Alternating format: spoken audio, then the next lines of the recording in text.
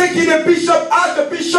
La vie de l'esprit, c'est le quotidien de tout enfant de Dieu.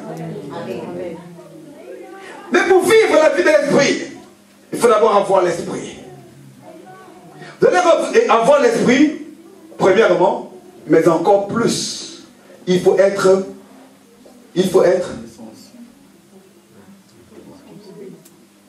Oui, mais encore. Je fais un peu plus d'interrogatoire vite fait. Il faut avoir quoi? Il faut être rempli de l'esprit. Tu es là ce matin. Et tu es vraiment rempli du Saint-Esprit. Yes, non, excusez-moi. Parce que tu peux aller à l'église. Tu as le Saint-Esprit. Mais est-ce que tu es rempli? Est-ce que tu es rempli? Si on ouvre le réservoir, il est à quel niveau? Il est à quel niveau? À moitié, aux trois quarts, tout en bas. Vous allez remarquer une chose, chaque fois qu'on lit le livre des Actes des Apôtres, chaque fois que l'Esprit descendait, chaque fois qu'ils ont reçu le feu, on mentionne toujours, après avoir, il fut rempli du Saint-Esprit. Parce qu'il fallait qu'il soit rempli pour manifester la vie de l'Esprit. Oh. Chaque fois, il faut d'abord qu'il soit rempli. En Actes chapitre 2, au lieu où ils étaient assemblés, la Bible déclare, et la terre, la première fois il y a eu un bruit. Amen. Il fut rempli du... Il n'y a pas eu que des lampes de feu. Il fut d'abord rempli du Saint-Esprit. Acte 4, on dit, au lieu où ils étaient assemblés maintenant, pendant qu'ils priaient, la terre trembla et ils furent remplis. Ils furent, même pour les dons spirituels, au cas où tu l'ignores. Tu veux prophétiser, il faut d'abord être rempli du Saint-Esprit. Puisque la Bible déclare, dans le livre de Jean, lorsque Zacharie a pour qu'il prophétise, pour dire sur son fils Jean le Baptiste, la Bible déclare, Zacharie, rempli du Saint-Esprit, prophétise. Oh, tellement rempli du Saint-Esprit. Ne te contente pas d'avoir le Saint-Esprit. Tu es à quel niveau? Si on dit, vous savez, quand une voiture doit aller d'ici jusqu'à Lyon ou jusqu'à Toulouse, tu dois avoir le carburant. Amen. Est-ce que je peux arriver? Est-ce que je peux arriver à bon port? Est-ce que je vais atteindre ma destination? Tu peux avoir une belle voiture. Tu peux avoir une voiture la plus luxueuse, Mercedes, BM, je sais quoi, les voitures que vous aimons, que nous aimons tous. Mais si la voiture peut être belle, même dans un Airbus A380, monte en première classe à Roissy, s'il n'y a pas le kérosène, ne décollez pas. Fais le malin, non, moi je suis en première classe, va t'asseoir, mais s'il n'y a pas le kérosène, l'avion ne bouge pas. Tu es le meilleur pilote du monde, mais s'il n'y a pas le kérosène, on ne bouge pas. No way. Vrai ou faux? Tu as beau monter dans masterclass, moi c'est en business, c'est pas grave. Mais où est le carburant? Où est le carburant? Où est le carburant qui va nous faire décoller pour arriver sans escale? Parce que quand le carburant commence à terminer, l'escale est obligatoire. Oh my God. Quand le carburant commence à signaler, il faut une escale. Pour faire quoi? Un ravitaillement. Et voilà pourquoi il faut les événements comme ça. Quand tu viens dans la présence de Dieu, ravitaillement. Quand tu dis veille le pied, ne reste pas chez toi. Va donc vers l'Esprit de Dieu. Peut-être que chez toi tu n'arrives plus à dégager, à démarrer l'Esprit de Dieu. Mais tu sais que là-bas il y a l'Esprit de Dieu. J'entends prière de prière, j'entends programme, j'entends conférence. Je vais me ravitailler. Ne te contente pas du peu que tu as. Ne te contente pas du minimum que tu as. La Bible dit, il fut rempli de l'Esprit, du Saint-Esprit. David avait compris ce système. Il avait compris cette révélation. Voilà pourquoi il dit, tu induis ma tête et ma coupe déborde. Parce que quand je reste vide, je n'ai plus de force. Quand je reste vide, mes ennemis, je ne peux plus les combattre. Quand je reste vide, mes ennemis peuvent dominer sur moi. Seigneur, tu es l'Éternel et mon berger. Je ne manquerai de rien. Il me fait reposer dans des... Il me conduit dans les sentiers de la justice. Alléluia. Il dit, il me restaure à cause de son nom. Quand je marche dans la... Il dit, tu dresses une table en face de mes adversaires. Après, il dit quoi? Tu oins d'huile ma tête et ma coupe. Ça veut dire que quand les adversaires sont là, Seigneur, rapidement, remplis-moi. Les adversaires sont là pour que je les combatte, pour que je résiste. Remplis-moi, Seigneur. Oh. Hey. Mais si tu as un chauffard, sortez-moi les talites. Tu as le talit. Tu as un chauffard, mais tu n'es pas rempli. Ça ne sert. Ah oui. Ça ne sert. Ça ne sert à rien. Dis avec moi, ça ne sert à rien. Gloire à Dieu. Tu peux avoir une révélation du chauffard. Gloire à Dieu. Tu peux avoir une révélation du talit. J'en ai chez moi. Mais j'ai compris à un moment donné. J'ai prié. Je demandé à ma femme. J'ai compris. Bon, ça, je range d'abord ces éléments-là. Je range d'abord. Il faut que je me mette à genoux. Que j'aille dans le puits. Que j'aille dans le puits. Que j'aille dans le puits. Parce que c'est là-bas la vérité. C'est là-bas la vérité. C'est là-bas la vérité. J'ai prié ça. J'ai dit non, je range d'abord ça. Je range d'abord ça. Parce que la vérité, c'est l'esprit. Vous savez, nous vivons dans un monde qui m'attriste un peu. Je vais même vous choquer. Hein. L'autre fois, je recevais un reportage sur le pèlerinage en Israël. On est en train de voir comment élargir la zone, parce que pour des raisons d'insécurité, en fait, là où il y a le Jourdain, il y a la Jordanie qui est à côté, en fait. Donc, c'est de voir comment agrandir. Si tu vas en Israël, je suis désolé, mon ami, mon frère, même dans la sagesse du monde, on dit qu'une rivière, c'est quoi la phrase encore? Les eaux d'une rivière ne sont jamais les mêmes. Quand on te baptise dans le Jourdain en 2018, quand on te baptise dans la Seine, il n'y a pas de différence. Il n'y a aucune différence. Il n'y a aucune différence. Sinon, on allait entendre que tous ceux qui ont été baptisés là-bas après le Seigneur depuis les années 2000, ils mettent le feu dans le monde entier. Bien aimé, j'ai appris à me déconnecter des choses humaines. J'ai observé l'église. On est en train d'attacher de l'importance à des choses vaines. Le baptême dans le Jourdain, le baptême là au parc à Aubervilliers, à un lac ou en Martinique, il n'y a pas de différence. Ce n'est pas les mêmes eaux dans lesquelles je suis été. Ça n'a pas de différence. Il n'y a pas de différence. Prends ton billet d'avion, va te balader, découvre les lieux où le Seigneur était. Mais le baptême dans le Jourdain ou le baptême à Pointe-à-Pitre, il n'y a aucune différence. Le baptême, c'est le baptême. Le baptême, c'est le baptême, c'est le baptême. Le baptême, c'est le baptême. Le baptême, c'est le baptême. Pourquoi je dis ces choses? Je n'ai rien contre ceux qui vont en Israël.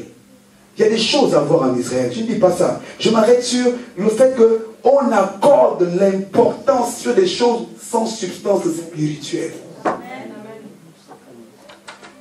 Et les prophètes doivent le dire. On accorde l'importance dans des choses qui ont... Je connais des gens qui ont été baptisés même dans des baignoires, qui ont de l'impact aujourd'hui. Dans des baignoires. Mais qui sont feu-flamme aujourd'hui. Oh, moi j'en connais. Des gens qui ont été baptisés dans des petits cours d'eau, feu-flamme.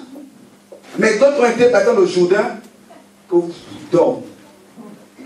Leur carte de visite, c'est quoi? J'ai été baptisé dans le Jourdain. Et alors? Tu as impacté combien de personnes? Tu as impacté combien de personnes? Tu as impacté combien de personnes? Parce que c'est là où Dieu nous attend. Là où Dieu nous attend. C'est là où Dieu nous attend. C'est impacter les gens.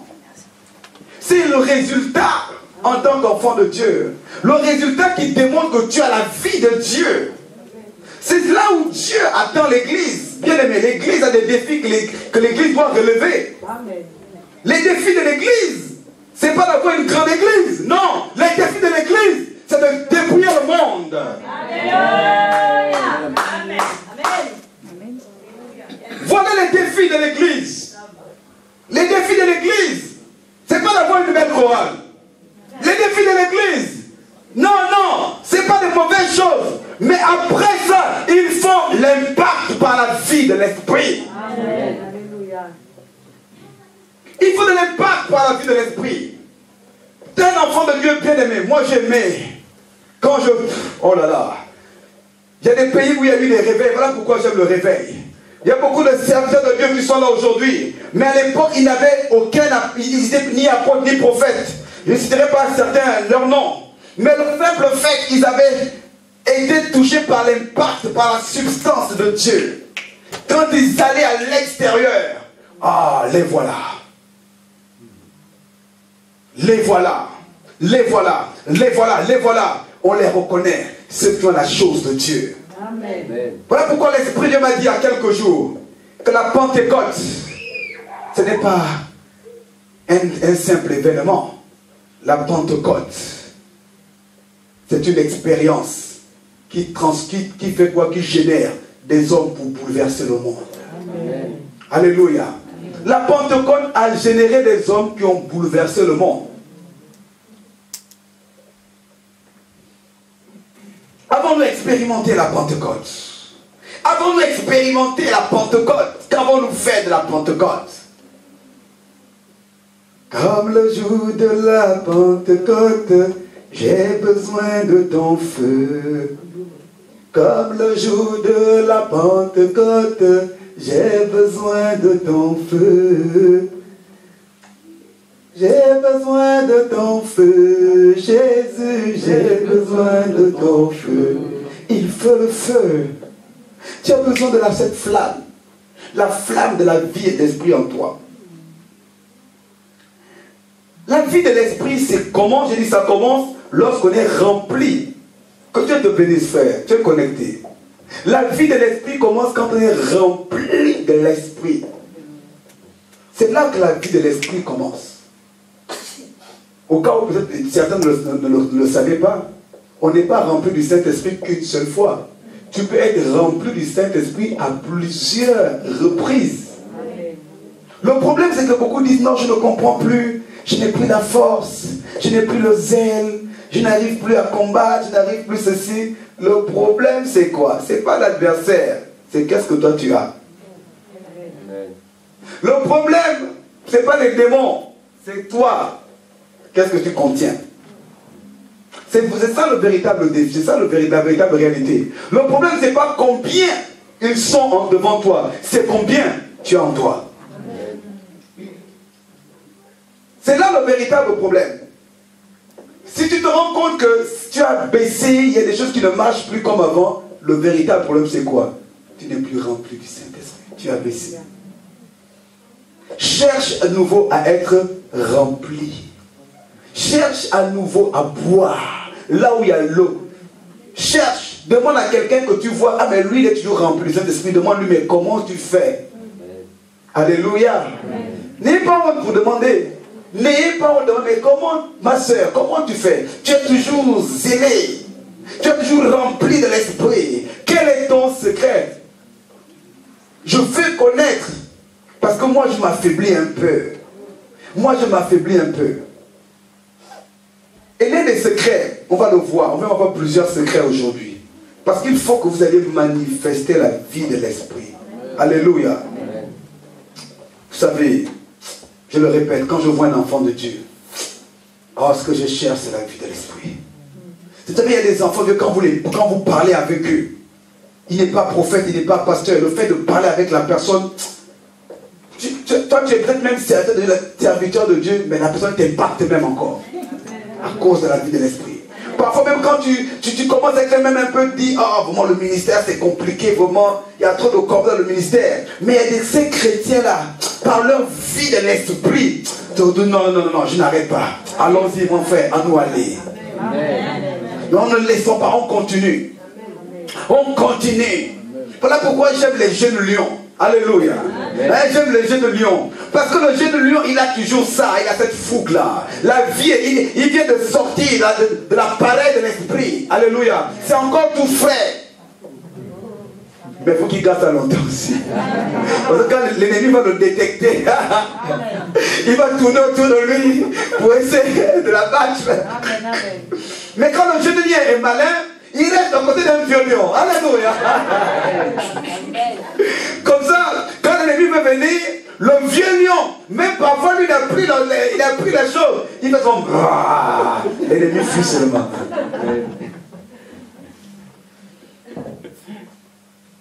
La vie de l'esprit, Actes chapitre 2, verset 4. Non, excusez-moi. Acte 3, verset 1. Acte 3, on a lu Acte 2, verset 4, c'était par rapport à être rempli de l'esprit. Vous savez, le Seigneur lui-même, il a fait des exploits. Pourquoi? Parce qu'il a reçu l'esprit sans mesure. Vous savez, il y a des mesures, qu'on dit qu'il a reçu sans mesure, ça dit quoi? La quantité de l'esprit, on peut la mesurer. Non, je ne sais pas, je vais insister sur cette notion. Et même pendant que je parle, il y en a qui ne captent pas. Il y en a qui pensent juste qu'il suffit d'avoir le Saint-Esprit un jour et puis c'est terminé. Non! Ou bien un jour ils ont été remplis du Saint-Esprit et puis ça va rester au même niveau. Non! C'est comme un réservoir, ça diminue. Surveille ta jauge d'onction. Il faut la surveiller toujours. Quand tu te réveilles au matin, quand tu essaies de ribabababa, tu dis, ah c'est lourd aujourd'hui, hein, c'est pas bon là, qu'est-ce qui se passe? Tu n'arrives plus à démarrer au quart de tour. Tu commences à qu'est-ce qui se passe? En 2 minutes, tu t'es même surpris, tu réveilles le matin, c'est dans la lumière. Oh, je me suis réveillé avec la lumière. Tu es vide. C'est devenu vide, il n'y a plus. C'est devenu vide. Il n'y a que des gouttes qui restent dans le réservoir, que des gouttes. En fait, et les gouttes là, et parfois, vous savez, beaucoup de gens, vous savez, il y a 2 types de parler en langue. Hein. Il y a le parler en langue qui vient de l'esprit. Rabakata, rabababa. Tu sens que quand la personne parle, qui dit baba, sataba, leite bababa. Mais il y a d'autres là, c'est que les réflexes, les habitudes sont restées. Qui n'a mais en fait, il n'y a rien de sort. Non, vous n'avez jamais vécu ça. Non, entre nous. Même parmi nous, il y en a. Parfois, il y a plus que les réflexes, puisque c'est un langage. Puisque tu connais une langue. Riba karababa ye. Après, parfois, quand tu vois, il essaie de forcer. Riba baba. Mais il y en a, lui, il ne force pas. Allez, lèvons-nous. On va voir tout à l'heure, on va prier. Ceux qui sont même priés. On va prier de là. Allez, prions. Il y en a qui prient sans effort. Au cas de tour. D'autres, il faut pousser là, parce qu'il faut pousser. Boum, boum, boum, boum, boum. Frère, prie, frère, prie. Nous montons. Allez, monte. Tu vois, montons. Mais il y en a, tu n'as pas besoin. Dès qu'on va dire prier là, il fait le tour de la salle. Tu sens que la sœur est dedans. La sœur, le frère est dedans. La chose est là. La chose est là. Mais l'autre il fait, prie, monte. Tu vois la personne, le souffle s'arrête même. Il cherche le souffle. Si tu ne fais pas attention, tu vas avoir un cardiaque. Parfois, ne force pas.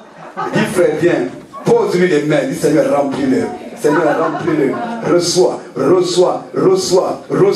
Pas pousse, non, dis seulement reçois. Il y en a, c'est pas pousse, c'est reçois. Il a besoin d'abord de recevoir avant de monter. S'il n'a rien, il ne peut pas monter. Pourquoi tu veux qu'il monte, il n'y a rien? Tu vas le tuer. Tu vas le tuer. Je dis non frère, on a intercession. Sœur, on n'a pas prié sur Skype. Prions. Parfois quand on prie là, tu vois, moi parfois je regarde, il y en a que tu vois sa bouche. D'autres, c'est suivi. Tu dis, est-ce que la personne a prié même? Dès qu'on dit bon, amen, on a fini de terminer. Amen. Alléluia. Ils se reconnaissent parmi nous là. savez que comme chacun est chez soi, le prophète n'est pas là, est-ce que je vois? Mais je vois par l'esprit aussi. Amen. Puisque tu es juste connecté. Donc tu crois que tu m'as convaincu. Tu te connectes juste sur la plateforme. Mais comme tu ne dis pas, tu ne te vois pas physiquement. Mais moi je sens, est-ce que tu pries? Je sens, est-ce que tu pries? Mais le problème c'est que c'est pas que je vais te faire du mal. Je suis en train de t'exercer. Parce que le jour où tu ne seras pas avec moi, le jour où tu seras en voyage dans un endroit désert, le jour où il n'y aura pas d'église, il faut que tu t'en sortes. C'est pas parce que je vais te bloquer 2 fois 2 jours par semaine. Je sais que c'est le chemin de la victoire. C'est le chemin de la victoire. C'est le chemin de la conquête. On va le voir tout à l'heure.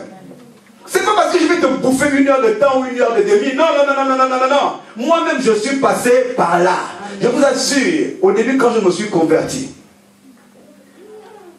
oh là là là là, c'était terrible. C'était terrible. J'ai grandi dans une église, la seule chose qu'on faisait, c'est d'abord, on m'a appris, c'est prier. Et j'ai gardé cet héritage. Et d'ailleurs, même ceux qui sont ici, il faut reconnaître que cette onction coule ici. Amen. Je me souviens une fois, j'allais rendre visite à ma mère spirituelle. Je me dis, il était 10 heures. Je me dis, bon, là, j'espère, comme il se fait tard, on ne va pas prier. C'est-à-dire que vous êtes nouvellement converti. Là. Vous savez, c'est la chose la plus difficile quand on est nouvellement converti. Hein. Je suis arrivé, je l'ai trouvé fatigué. J'ai dit, ah, là, elle est fatiguée. Elle venait de manger. Je dis, ah, là, je dis bonsoir et au revoir. Je suis allé, j'ai discuté avec l'homme de Dieu, la servante de Dieu était là. Au moment de partir, bon, maman, je vais partir. Oh non, mon fils, attends, on va rendre grâce. Rendre grâce là, 1h15.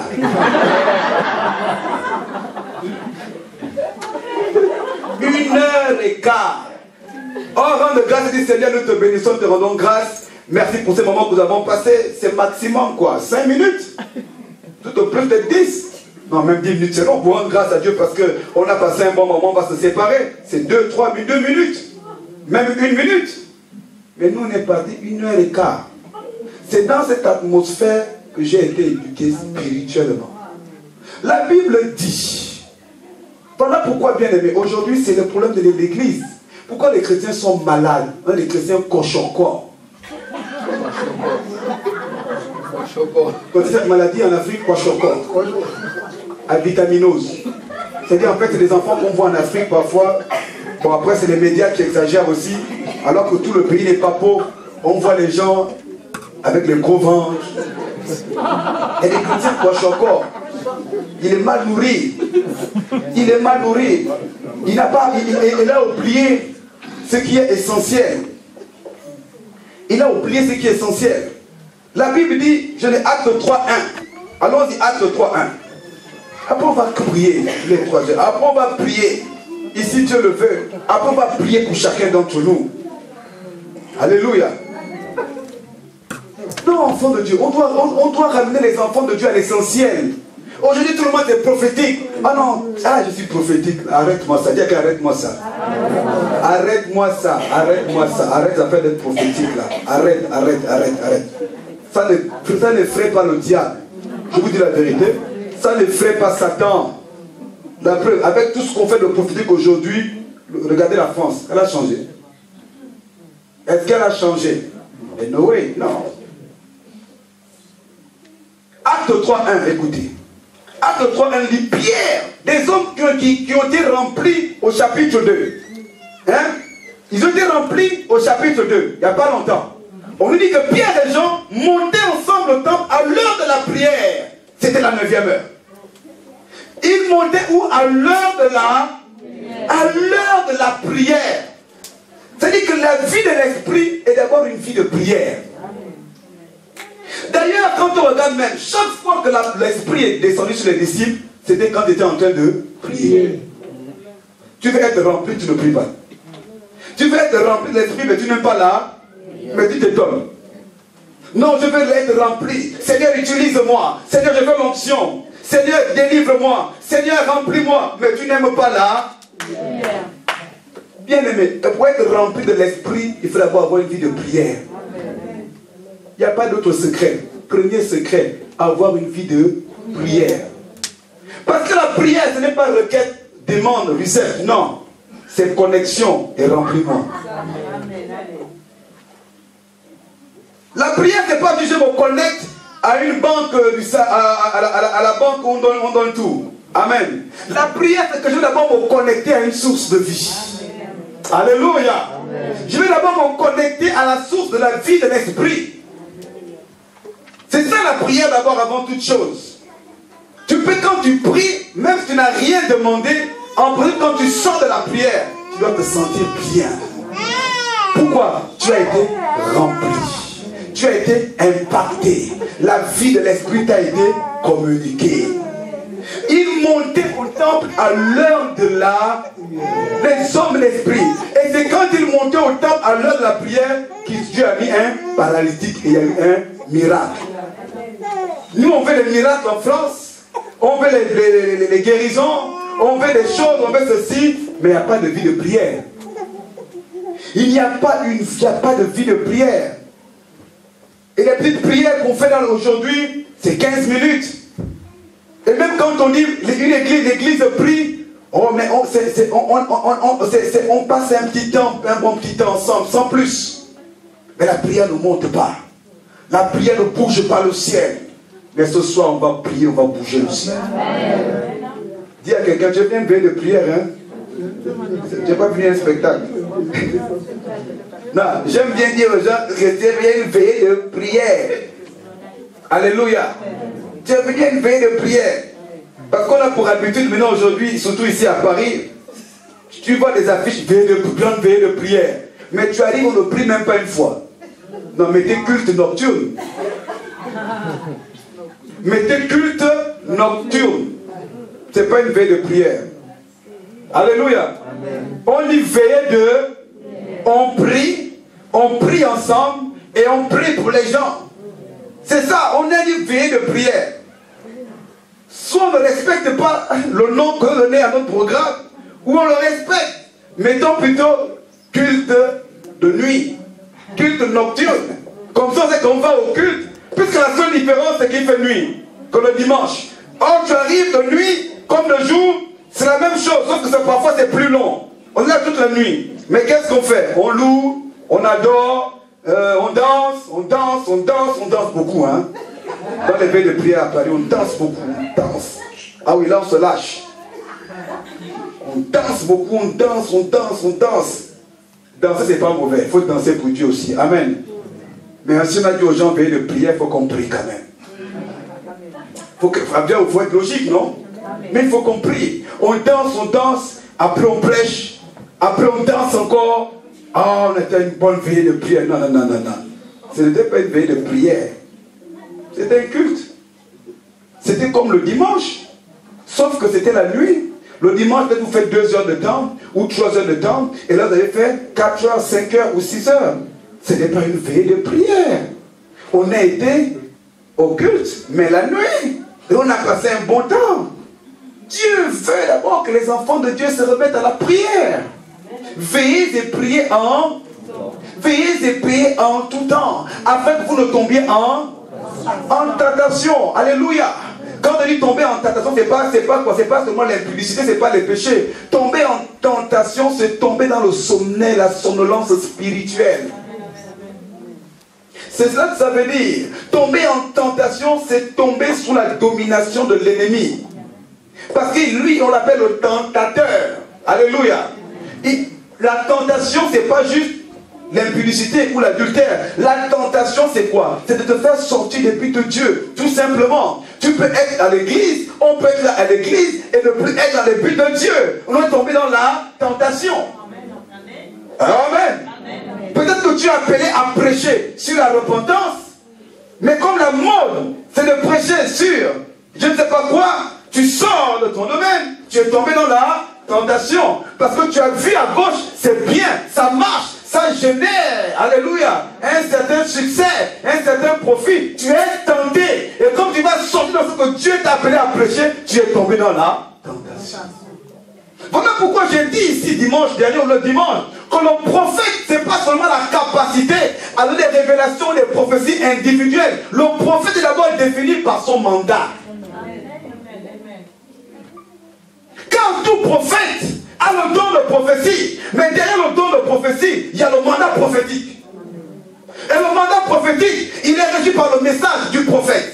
Voilà pourquoi Jean le Baptiste, il n'a pas marché de paralytique, il n'a guéri aucun lépreux, mais il n'avait qu'un message. Repentez-vous, le royaume des cieux est proche, du début jusqu'à la fin.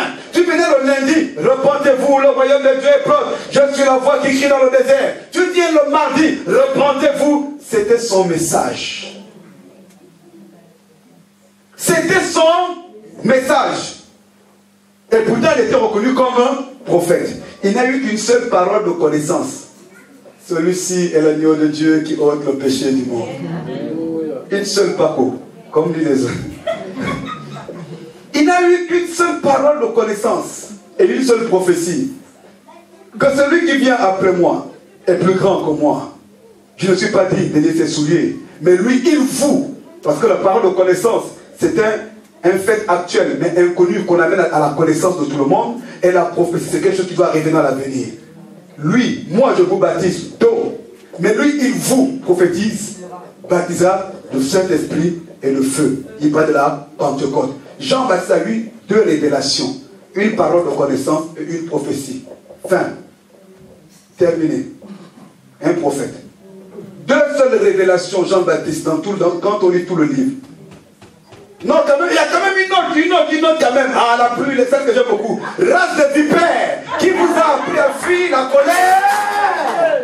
Oh, quelle révélation.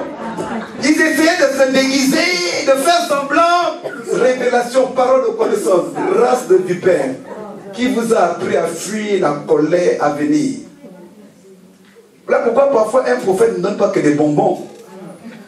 Il va te dire, non, non, non, là, tu es en train de vouloir sortir de la route. Reviens sur le droit chemin. Jean-Baptiste n'a eu que 3 révélations. 3. Race de vipères. Qui vous a appris à fuir la colère à venir? Celui-ci est l'agneau de Dieu qui ôte le péché du monde. Et la Pentecôte l'annonce la Pentecôte. C'est tout. Et pourtant, Jésus va dire, et vous, qui êtes-vous allé voir dans le désert? Qui êtes-vous allé voir? Et la Bible déclare qu'ils avaient peur, les pharisiens avaient peur, parce que le peuple le considérait comme prophète. Oh, ah. Parce que le peuple le considérait comme prophète. Et le prophète, c'est celui qui ne cherche à se mettre de l'avant, mais à mettre en avant celui qui l'a envoyé. Amen. Voilà pourquoi il pouvait dire, je ne suis que la voix de celui, pas la voix qui crie dans le désert. Oh mighty Lord. Je ne suis, il n'a pas dit qu'il a la voix qui crie, mais la voix de celui. Je ne suis que la voix, mais attention, il y a quelqu'un qui crie. Je ne suis qu'un porte-parole. Parce que le prophète, par essence, ce n'est pas d'abord un donneur de révélation, c'est un porte-parole. Dites-moi les révélations qu'Abraham a données, les prophéties qu'Abraham a données. Or, la première fois que le mot prophète est noté dans la Bible, c'est Abraham. Et pourtant, Dieu va dire à Abimelech, hé, ne touche pas cette femme, car cet homme, il est prophète. Il priera pour toi et tu seras guéri. Alléluia. Amen. Pourquoi je suis en train de dire ces choses? Parce que le prophète, c'est quelqu'un qui aime la vie de l'esprit.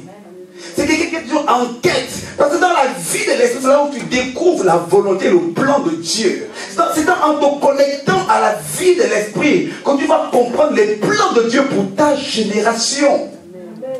Pas au groove, pas à l'ambiance musicale, pas aux choses qu'on voit. La vie, Dieu veut nous parler. Dieu veut nous communiquer des choses. Mais nous devons aspirer à la vie de l'esprit. Nous devons aspirer à la vie de l'esprit, bien-aimé. Et j'ai dit, ça commence par la prière. Tu dois aimer la prière. Tu dois aimer la prière. En quête de la prière. Tu dois te chercher où est-ce qu'on prie. Tu dois te faire des bilans. Est-ce que quand je prie, vous avez beaucoup d'entre vous, parfois, quand on se voit au bureau, bien quand j'étais au téléphone, comment ça va? Oui, ça va. Je vais poser une question. Et la prière, ça va? Ah oui.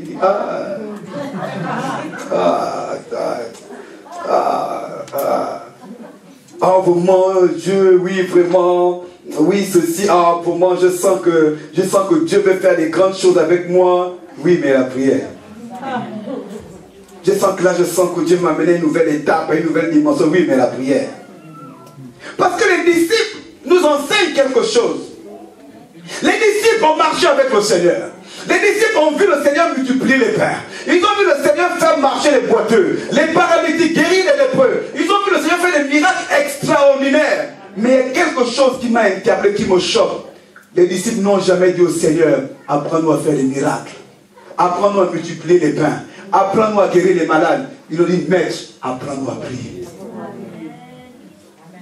Maître, apprends-nous à prier. Et c'est la seule fois, parce que chaque fois que les disciples venaient vers le Seigneur pour lui poser des questions, il semblait agacé. Jusqu'à quand vous supporterai-je? Jusqu'à quand vous supporterai? Vous ne comprenez pas encore. Mais là, ils avaient posé une question sensée. Là, le Seigneur dit, ah, voici comment vous devez prier. Ah, le Seigneur dit, ah, là, il commence à comprendre. Là, il commence à comprendre qu'en réalité, mon secret, c'est ça. Parce qu'ils avaient compris que lui, il faisait beaucoup de choses devant eux. Mais il y a une chose qui ne faisait pas devant eux, c'était la prière. Donc le secret, c'était ce qui ne faisait pas devant nous. Aïe, aïe, aïe, aïe, aïe, aïe, aïe, aïe, aïe. Ils ont eu l'intelligence. Ils marchent sur l'eau devant nous. Ils multiplient les pains devant nous. Ils prêchent bien devant nous. Ils enseignent bien devant nous. Les miracles, c'est devant nous. Mais il y a une chose qui ne fait pas devant nous. Puisque chaque fois va lire et le Seigneur se met à part pour aller prier. Sans ses disciples. Et même à Gethsemane, il a dit, attendez-moi ici. Et il fit un... C'est là qu'ils ont compris, non. Il y a une chose qui ne fait pas devant nous. C'est là avec son secret. Maître, apprends-nous à prier. Arrête de nous blaguer. Apprends-nous à prier.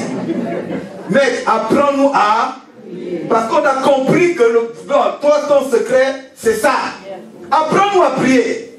C'était tout ce que Jésus a fait n'était que le fruit de sa vie de prière. Bien aimé.